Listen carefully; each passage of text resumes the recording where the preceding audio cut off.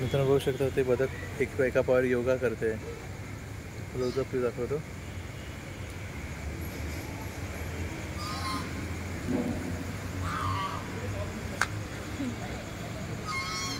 काय म्हणते बदक?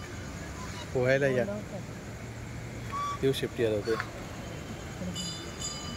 तेव्हा तिकडे पुढे तुम्हाला कासव पण दिसत असेल पाण्यामध्ये. तेव्हा तिकडे 3 आहेत कासव, पुढे पण अजून 2 आहेत.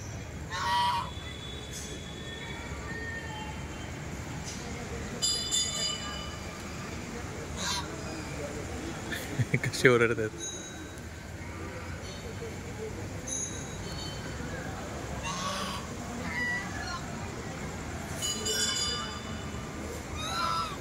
ते बघा तिकडे कासव पण आहेत.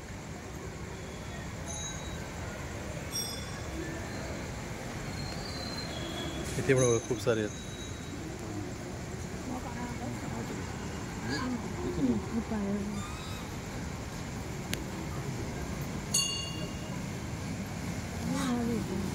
हा बघा इकडे जरा वेगळ्या टाईपचं आहे बदक. खातोय काहीतरी.